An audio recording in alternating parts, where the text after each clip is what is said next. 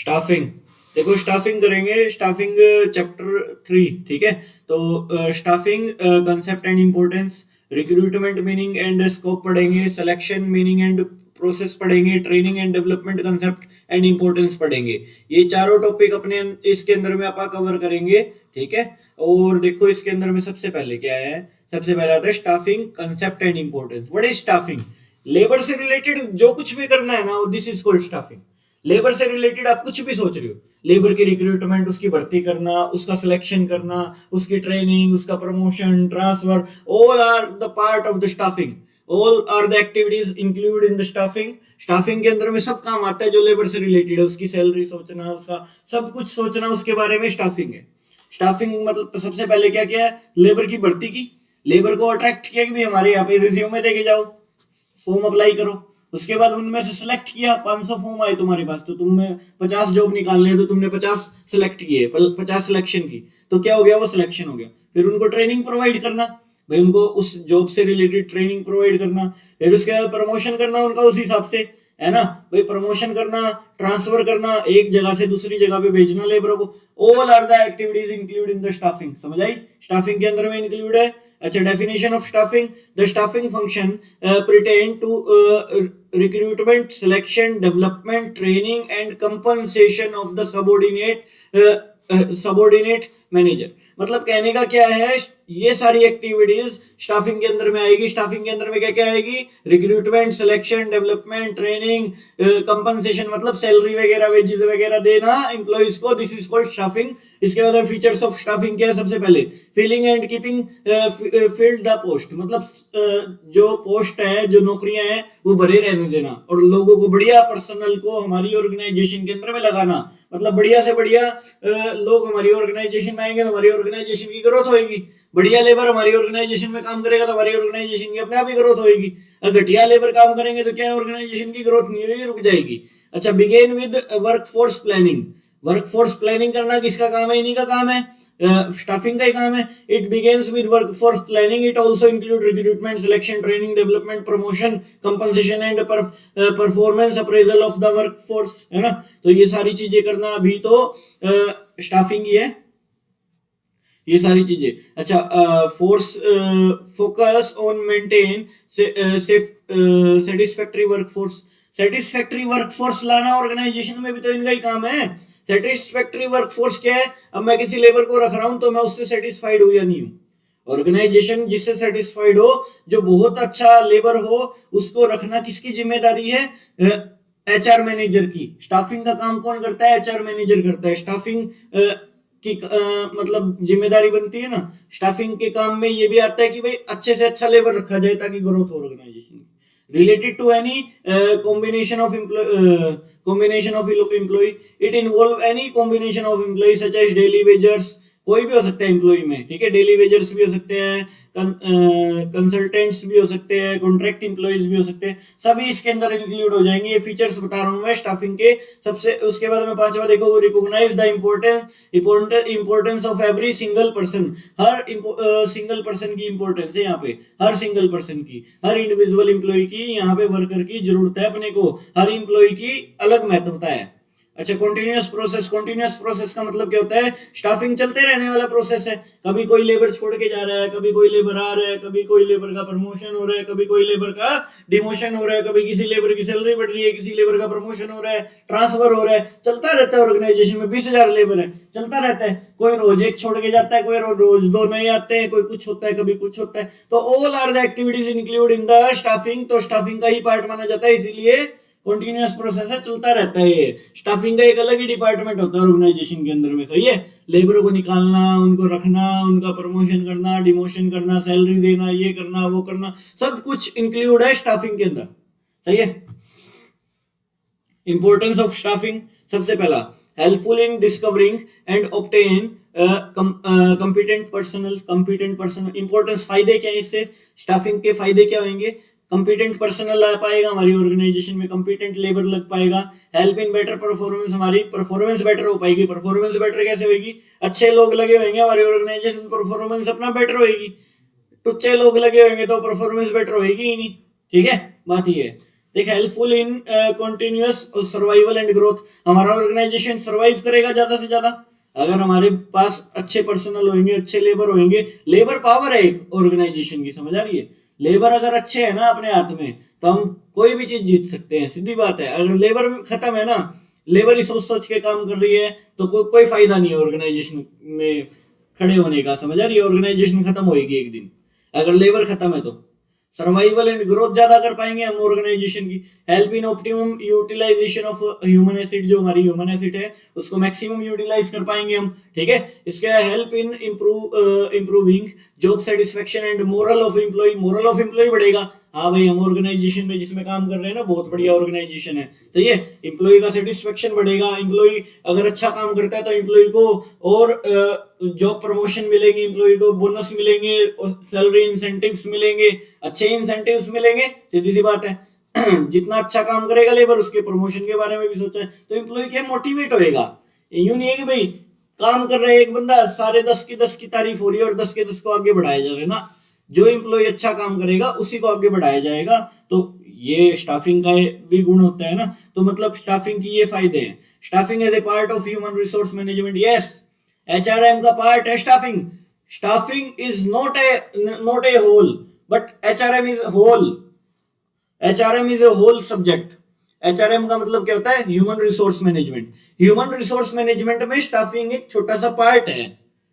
Human resource management जो होती है, देखो human resource management is a wider term as compare to the staffing. Staffing एक छोटा सा पार्ट है ह्यूमन रिसोर्स मैनेजमेंट का, ठीक है। It include staffing, record keeping, personal policies formulation, है ना, सारी चीज बनाना एचआरएम का काम है। लेकिन स्टाफिंग एक अलग से काम है एचआरएम का, ठीक है ना। एचआरएम का एक छोटा सा भाग है स्टाफिंग, ठीक है, ना कि पूरा स्टाफिंग एचआरएम है, ठीक है। बात ये है।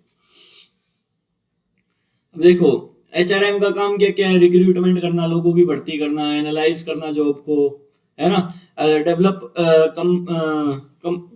कंपनसेशन एंड इंसेंटिव प्लान, जो लेबरों को इंसेंटिव प्लान मिलेंगे, क्या क्या लेबरों को पैसे मिलेंगे, ट्रेनिंग एंड डेवलपमेंट करना, मेंटेनिंग लेबर रिलेशन, लेबर के रिलेशन बना के रखना ऑर्गेनाइजेशन के साथ, हैंडलिंग ग्रीवियंसेस एंड कंप्लेंट, जो लेबरों की कंप्लेंट आ रही है एचआर मैनेजर उसको सुलझाएगा, है ना। Providing for society social security and welfare of employee, social welfare और एम्प्लॉय के बारे में सोचना, उनकी रिटायरमेंट पॉलिसीज वगैरह क्या होगी, है ना, उनका पीएफ कैसे कैसे काटना है, उनका ईएसआई कैसे कैसे काटना है, बहुत सारी चीजें।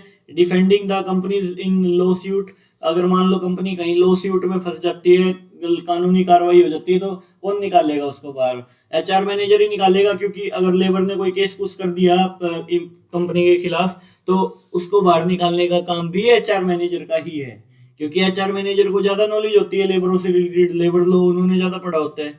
स्टाफिंग प्रोसेस, सबसे पहला estimating the man power requirement. Staffing का प्रोसेस क्या है? सबसे पहले एस्टिमेट किया जाता है ना हर डिपार्टमेंट से कितने मैन पावर की रिक्वायरमेंट है। At this stage we estimate the numbers and type of persons required, okay. Second one, at the time of estimation the manpower requirement and the possibilities regarding promotion, retirement, resignation, बहुत सारे लोग हैं, ये सारी चीजें देखनी पड़ती है। अच्छा, इसके बाद रिक्रूटमेंट, उसके बाद में हम भर्ती के लिए आमंत्रित करेंगे लोगों को, आओ भाई हमारे ऑर्गेनाइजेशन में फॉर्म भरो, हमारी ऑर्गेनाइजेशन में रिज्यूमे पकड़ा के जाओ, तो रिक्रूटमेंट बोलते हैं उसको, भर्ती करना, ठीक है। रिक्रूटमेंट के बाद में आता है सिलेक्शन। तब अब जो हमारे पास भर्ती आई, हमारे पास जो आई है, इंटरनल सोर्स होते हैं रिक्रूटमेंट के, एक्सटर्नल सोर्स होते हैं। इंटरनल सोर्स क्या? अंदर के अंदर ही रिक्रूट कर लिया। एक होता है एक्सटर्नल सोर्स, बाहर से अपने फॉर्म मंगवाए हैं, बाहर से रिज्यूमे मंगवाए हैं। अंदर ही कैसे हो सकता है? जैसे ट्रांसफर कर दी, एक ऑर्गेनाइजेशन में ज्यादा लेबर थे, हमारी एक ब्रांच में दूसरी ब्रांच में भेज दिया। प्रमोशन कर दी, एक पद से दूसरे पद में भेज दिया, तो वो जो ऊपर वाला पद था ना वो खाली था, जो नीचे वाला बंदा था ना उसको ऊपर प्रमोट करके उस पद को फिल कर दिया, समझ आई? ऐसे मतलब उस जॉब को फिल कर दिया। तो इंटरनल सोर्स हो सकते हैं, मतलब ट्रांसफर, प्रमोशन और ये सब। अच्छा, इसके बाद तीसरा प्रोसेस में क्या था? सिलेक्शन। रिक्रूटमेंट करने के बाद सिलेक्ट करना पड़ेगा ना, इंटरव्यू के लिए बुलाएंगे और सारी चीजों के लिए बुलाएंगे। अब 500 रिक्रूटमेंट हुई है, 500 लोग आए हैं फॉर्म लेके, अपना फॉर्म अप्लाई किए, जॉब तो अपने को 50 ही लगानी है, तो 50 लेबरों को छाटेंगे, है ना। पहले तो क्या छटनी कर देंगे अलग से ही, जो हमारे काबिल ही नहीं है। 100 ही बंदे रखेंगे जिनका इंटरव्यू लेंगे, उन्होंने थोड़ी अब बारात लगे लेके आनी है। 50-100 जो हमारे बिल्कुल लायक बनते हैं काम करने के, ठीक है। अच्छा, प्लेसमेंट एंड ओरिएंटेशन, उसके बाद में क्या है, उनको काम पे लगा देंगे, उनकी ओरिएंटेशन कराएंगे, उनकी परिचय करवाएंगे अंदर ऑर्गेनाइजेशन के अंदर।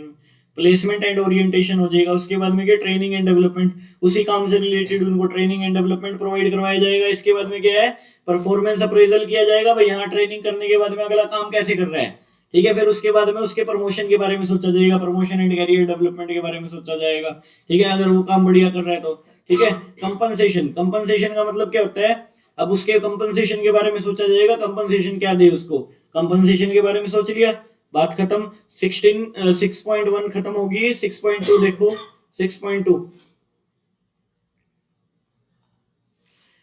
Recruitment meaning and source. Recruitment का मतलब क्या बताया था, भर्ती करना, लोगों से फॉर्म आमंत्रित करना, लोग जब रिज्यूमे देके जाते हैं उनको आमंत्रित करना।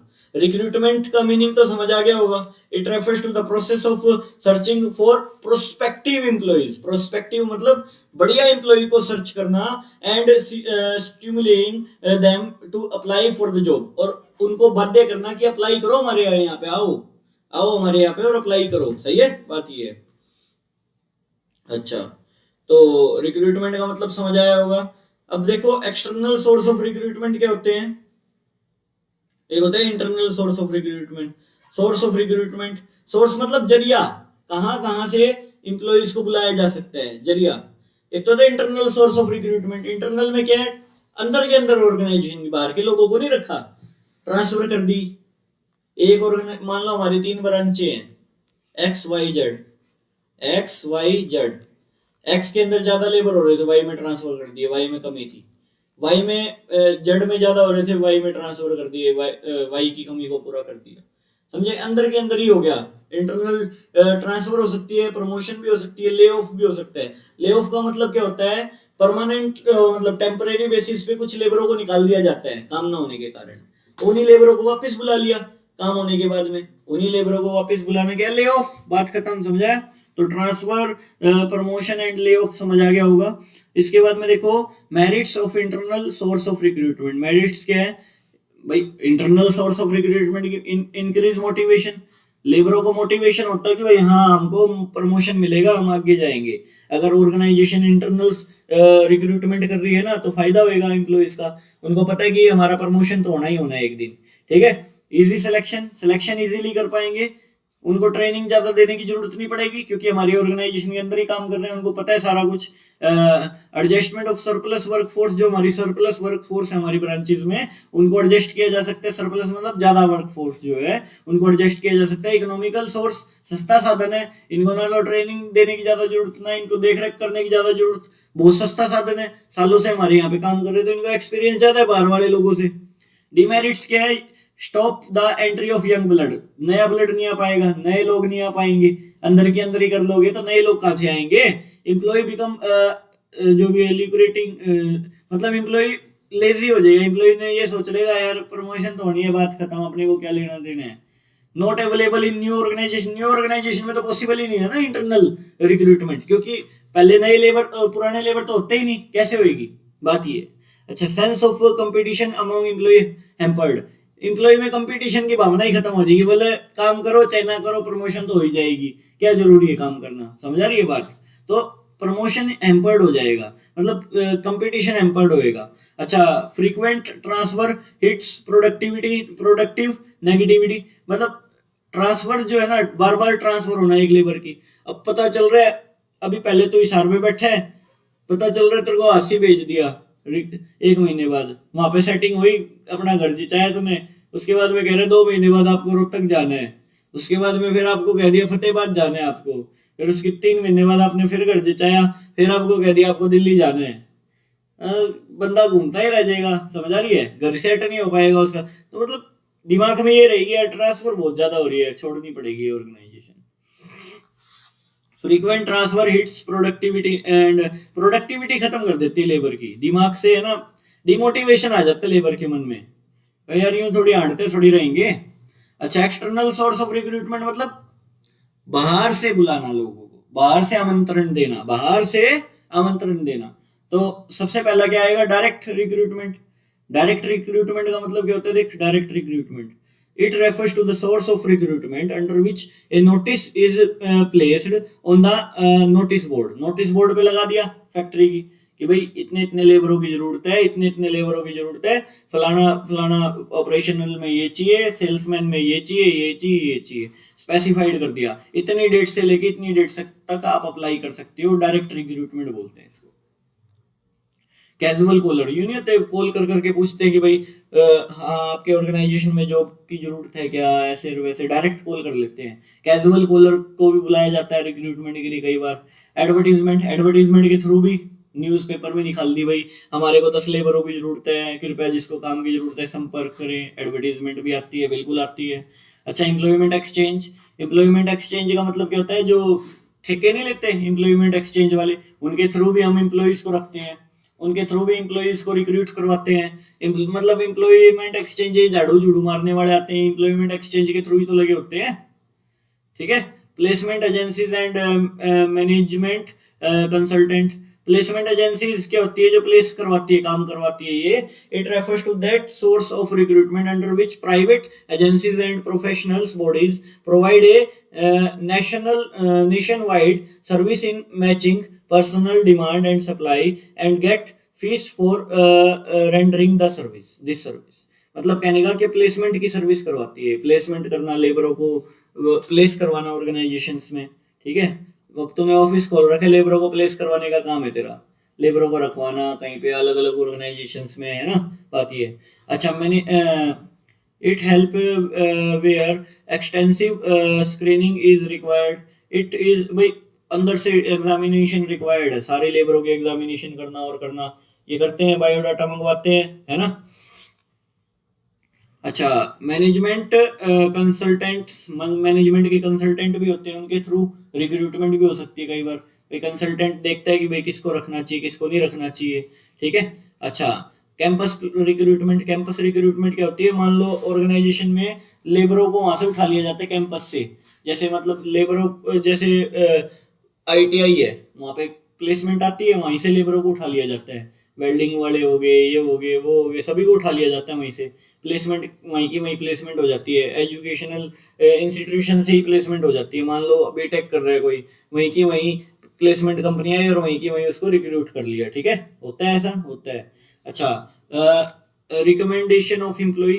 रिकमेंडेशन ऑफ एम्प्लॉय क्या है, मान लो तुम काम कर रहे हो किसी ऑर्गेनाइजेशन में और तुम बोलोगे कि भाई ये बढ़िया लेबर है तो इसको रख लो। ठीक है, तो तेरी रिकमेंडेशन से भी रखा जा सकता है लेबर, एक ये भी सोर्स ऑफ रिक्रूटमेंट ही है। अच्छा, लेबर कॉन्ट्रैक्टर। लेबर कॉन्ट्रैक्टर्स भी होते हैं, उनके थ्रू भी काम होता है। लेबर कॉन्ट्रैक्टर जो लेबरों के ठेके लेते हैं। ठीक है। It's refers to that source of recruitment under which workers are recruited through labour contractor who are themselves employee of the organization। Labour contractor maintain close contact with labours. Labours के साथ close contract होता है इनका। और तो क्या है, contract का काम करते हैं, लेबरों को रखना निकालना। वो नहीं है जैसे लेबरों का नेता हो गया एक किस्म से, नहीं समझे। लेबर चौक के ऊपर है ना, एक लेबर का नेता पाएगा, हाँ भाई कितने जो बंदे चाहिए, वो मतलब पंचायत करेगा, वो हाँ चाहिए, ये लो जो, है ना, समझे। इस तरह से होता है काम। Advertising on television. टेलीविजन पे एडवर्टाइजमेंट भी निकाल देते हैं रिक्रूटमेंट के लिए। वेब पब्लिशिंग, मतलब हमारी वेबसाइट पे भी पब्लिश कर देते हैं, भाई इतने लोगों की जरूरत है। ठीक है। Merits of external source of recruitment. Qualified person आ पाएगा हमारी ऑर्गेनाइजेशन में, वाइड चॉइस आ पाएगी। वाइड चॉइस मिलती है हमको बाहर से, भाई बहुत सारे लोग आते हैं तो हम कुछ लोग रखेंगे। फ्रेश टैलेंट आ पाएगा। कंपिटिटिव स्पिरिट आएगी, भाई हाँ कंपटीशन की भावना आएगी।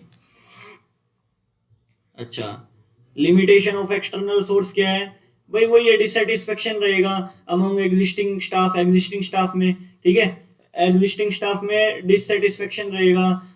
लेंथी प्रोसेस है, उनको ज्यादा एक्सपेंसिव है। ठीक है ना, ये सब चीजें ज्यादा एक्सपेंसिव है, खर्चा ज्यादा लगेगा, उनकी ट्रेनिंग वगैरह देनी पड़ेगी और सारी चीजें देनी पड़ेगी, है ना। लेंथियर प्रोसेस है। Selection, selection meaning and process. Selection meaning and process. Selection क्या होता है, जो रिक्रूट हुए ना लोग, उनमें से कुछ सिलेक्ट करना, सिलेक्शन बोलते हैं उसको। सिलेक्शन का मतलब समझ आया होगा। ठीक है, अब देखो सिलेक्शन, देखो selection refers to the process by which qualified applicant are selected by means of various test, बहुत सारे टेस्टों से गुजारा जाएगा अगले को, है ना। For the predetermine number out of a large number of applicants, ठीक है। डेफिनेशन ऑफ सिलेक्शन, सबसे पहले डेफिनेशन देखो, selection is the process in which candidate for employment are divided into two classes, those who are to be offered employment and those who are not. मतलब recruitment जब करते हैं हम, farm तो सारे भर के गए हैं, वो अलग कर देते हैं जो जरूरत ही नहीं है, जिनकी अपने को फालतू के लोग हैं। आपने बीटेक मांगा हो ऐसा, वो 12वीं दिखा रहा है अपने को, पहले अलग कर देंगे हम, सही है ना। पहले छटनी कर देंगे, हटा दो इनको सारे, हटाओ। 100 बंदे काम के, इनमें से 500 में से इन 100 को बुला लो इंटरव्यू पे, सही है, और 100 को बुला लो, तो उस हिसाब से हम सिलेक्शन शुरू कर देंगे। प्रोसेस ऑफ सिलेक्शन, सबसे पहले प्रीलिमिनरी स्कैनिंग करेंगे, फिर उसके बाद सिलेक्शन टेस्ट लेंगे, एम्प्लॉयमेंट इंटरव्यू लेंगे, उसके बाद रेफरेंस एंड बैकग्राउंड चेक करेंगे, जो तूने उस पर्चे में भरे है ना 4 लोगों के नाम, उनसे मेरे बारे में पूछ सकते हो, तो तेरे बारे में उनसे पूछेंगे हम, ठीक है। सिलेक्शन डिसीजन लेंगे, भाई इसको अब रखना है या नहीं रखना, पूछ लिया हम इनसे, बढ़िया बता रहे हैं। अच्छा, मेडिकल एग्जामिनेशन करेंगे, कहीं तेरी वजह से सारे बीमार ना हो जाए, मेडिकल एग्जामिनेशन करेंगे, बीमार बूमार तो नहीं है तू, जॉब ऑफर कर देंगे, उसके बाद तेरे से कॉन्ट्रैक्ट साइन करवाएंगे, ले भाई पकड़, समझ आई, बॉन्ड साइन होएगा। सबसे पहला समझ आएगा प्रीलिमिनरी स्कैनिंग।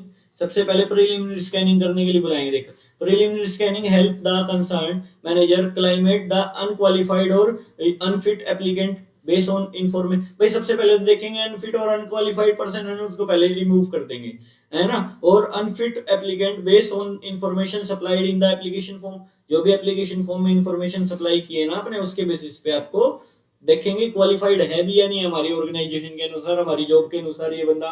तो प्रीलिमिनरी स्कैनिंग हुई सबसे पहले, ठीक है। Preliminary interview help in rejecting misfit for a reason, ठीक है, which did not appears in the application form. मतलब बहुत सारी चीजें होती है जिसकी वजह से उसको मिसफिट बता के उसको रिजेक्ट कर दिया जाता है, ठीक है। इसके बाद में देखो सिलेक्शन टेस्ट, उसके बाद सिलेक्शन टेस्ट होंगे। सिलेक्शन टेस्ट में सबसे पहले इंटेलिजेंसी टेस्ट, उसका आईक्यू लेवल देखा जाएगा, किस लेवल का आईक्यू लेवल है लेबर का, है ना। अब देखो, it is an indicator of person learning ability, कितनी लर्निंग एबिलिटी, कितनी याद रख सकता है चीजों को, इंटेलिजेंसी टेस्ट है ना, कितना याद रख सकता है। एबिलिटी टू मेक डिसीजन, कितनी एबिलिटी है उसकी डिसीजन लेने की, है ना। एप्टीट्यूड टेस्ट क्या होता है, aptitude test it is used to measure the individual potential for learning new skills।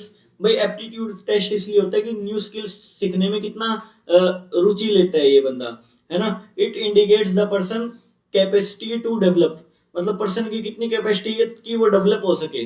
Personality test, उसकी पर्सनैलिटी कैसी है।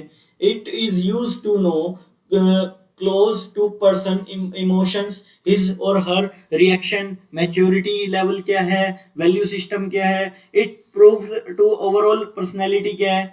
ट्रेड टेस्ट लिया जाएगा, जिस काम से रिलेटेड है उससे उसके अंदर में नॉलेज है या नहीं है। तेरे को मान लो मशीन ऑपरेटिंग पे रख रहे हैं, तो तेरे को मशीन ऑपरेटिंग की नॉलेज है या नहीं है, ट्रेड टेस्ट लेंगे तेरा। It is use to measure the existing skills of individual। it measure the level of knowledge and proficiency in the area of professional और technical training। जो टेक्निकल फील्ड है उसके अंदर में नॉलेज है या नहीं है। तुम वेल्डर हो तो तुम्हारे को वेल्डिंग की नॉलेज है या नहीं है, तुमसे तुम्हारे उसका टेस्ट लेंगे ट्रेड का, ठीक है। और इंटरेस्ट टेस्ट, तुम्हारा इंटरेस्ट किस चीज में है उसका भी टेस्ट लिया जाएगा। कई चीजों का टेस्ट ले लेके देखेंगे तुम काम करने लायक हो भी या नहीं हो। फिर उसके बाद में एम्प्लॉयमेंट इंटरव्यू लिया जाएगा। भैया आप तुम टेस्ट से पास हो गए तो तुम्हारा एम्प्लॉयमेंट इंटरव्यू लिया जाएगा। इंटरव्यू के लिए बुलाया जाएगा, भाई इस बंदे की वास्तविक अपा देखते हैं सोच क्या है, इस बंदे का बोलने का चालने का ढंग क्या है ऑर्गेनाइजेशन में, है ना, वे ऑफ टॉकिंग क्या है, इस कंडक्ट एंड टेम्परमेंट, इसके अंदर में कितना गुस्सा है, कितना इस शांतता है इसके अंदर में, सारी चीज देखनी पड़ेगी ऑर्गेनाइजेशन के अंदर में अगर हम लेबर को रख रहे हैं। तो एम्प्लॉयमेंट इंटरव्यू के लिए बुलाया। इसके बाद में रेफरेंस एंड बैकग्राउंड चेक करेंगे, जो इसने बंदे ने नंबर दिए ना फॉर्म के अंदर में, वो रेफरेंस एंड बैकग्राउंड चेक करेंगे कि भाई ये बंदा ठीक है या नहीं है, चेक कर लेंगे। उसके बाद सिलेक्शन डिसीजन लेंगे कि भाई हाँ इस बंदे को वाक्य में बढ़िया बता रहे हैं, तो सिलेक्शन डिसीजन लेगी कमेटी, बोलेगी रखना है या नहीं रखना, अभी सोचो, है ना। इसके बाद में रख लिया, उसके बाद मेडिकल एग्जामिनेशन चेक करेंगे, भाई इसको कोई बीमारी तो नहीं है जो पूरी फैक्ट्री में फैल जाए, है ना, पता चले इसकी वजह से सारे बीमार हो गए लेबर, ठीक है। इसके बाद जॉब ऑफर कर देंगे अगर मेडिकल टेस्ट प्रॉपर निकला, उसके बाद जॉब ऑफर कर देंगे, जॉब ऑफर का लेटर भेजेंगे तुम्हारे पास, इसके बाद में कॉन्ट्रैक्ट साइन करवाएंगे तुमसे, भाई तुम्हारे को ये मिलेगा। कॉन्ट्रैक्ट के अंदर सब कुछ लिखा होगा, तुम्हारी सैलरी ये होगी, तुम्हारे को एचआरए मिलेगा, तुम्हारे को मेडिकल बेनिफिट मिलेंगे, तुम्हारा पीएफ इतना कटेगा, तुम्हारा ईएसआई इतना कटेगा, हर चीज कॉन्ट्रैक्ट ऑफ एम्प्लॉइज के अंदर में मेंशन्ड होगी, ठीक है ना, सीधी बात है। इसके बाद में आगे चलो,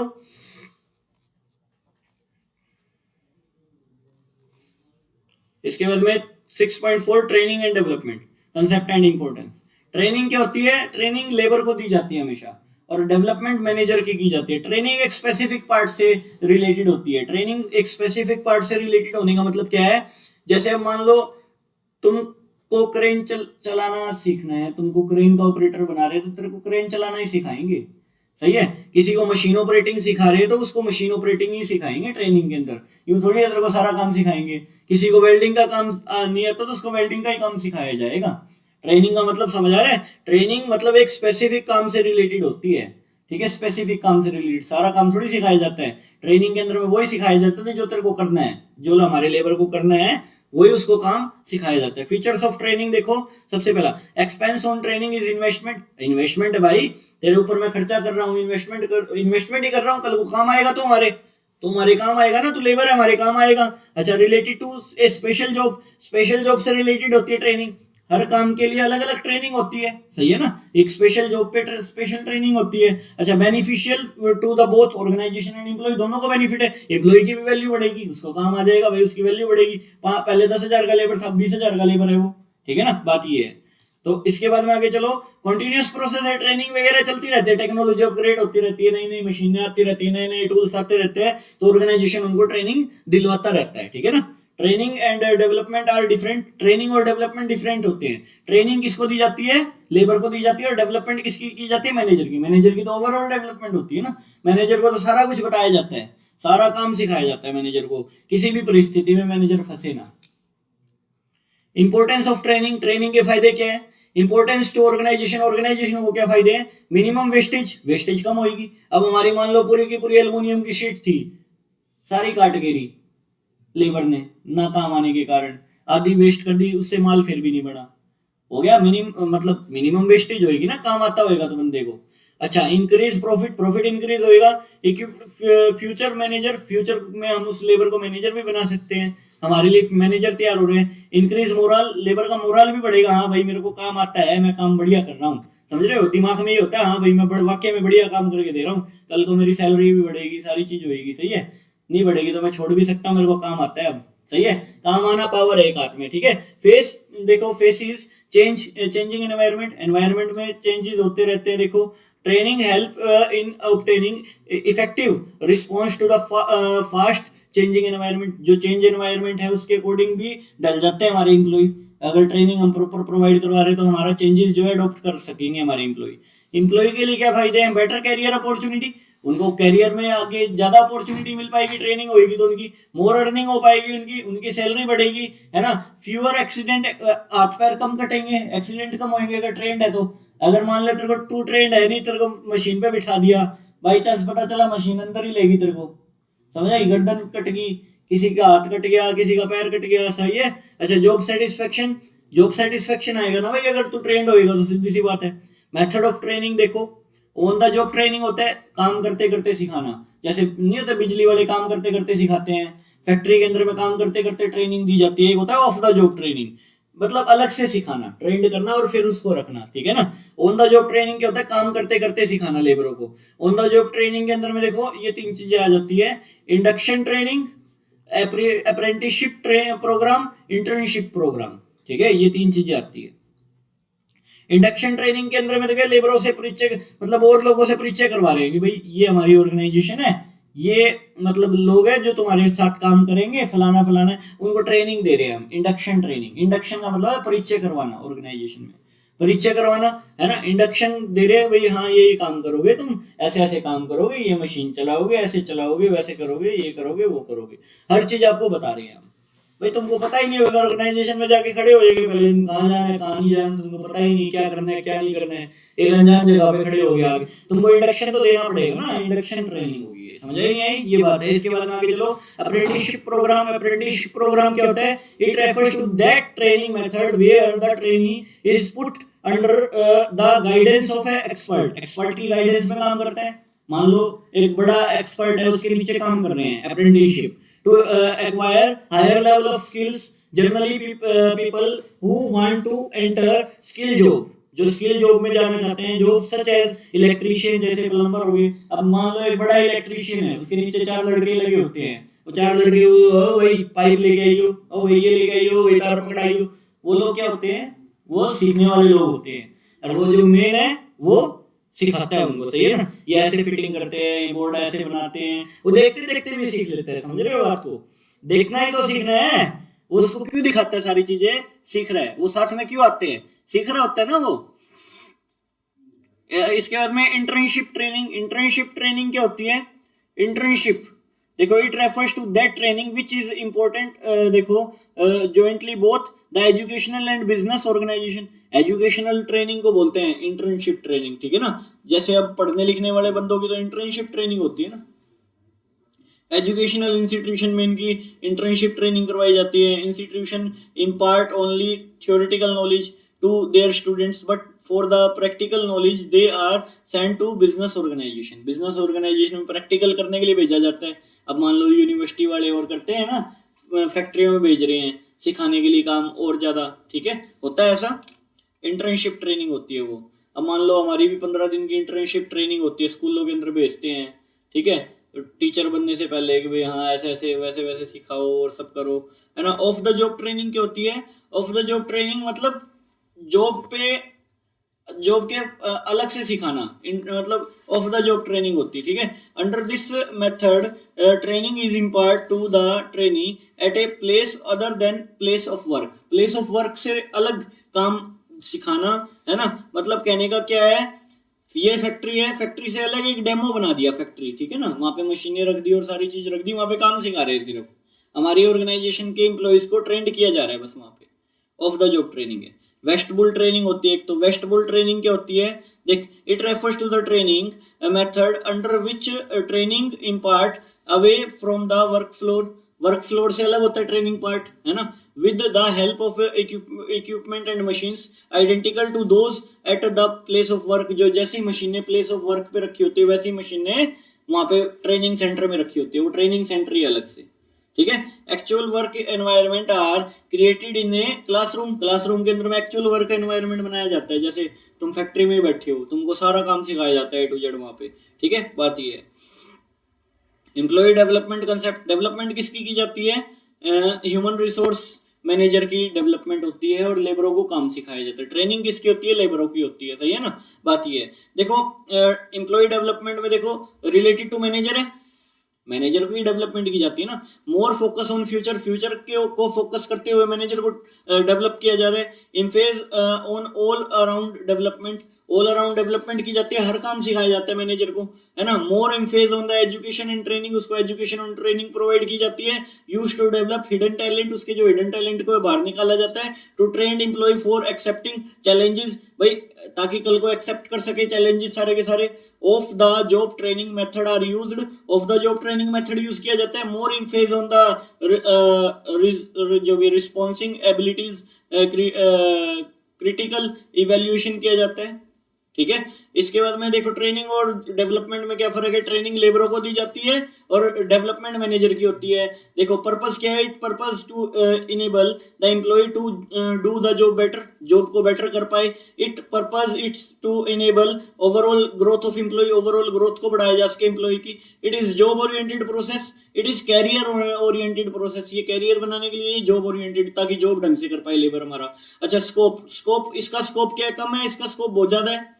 इसमें सारा कुछ सिखाया जाता है। It is related to work, it is related to person. बात खत्म, ये चैप्टर होता है यहाँ पे समाप्त।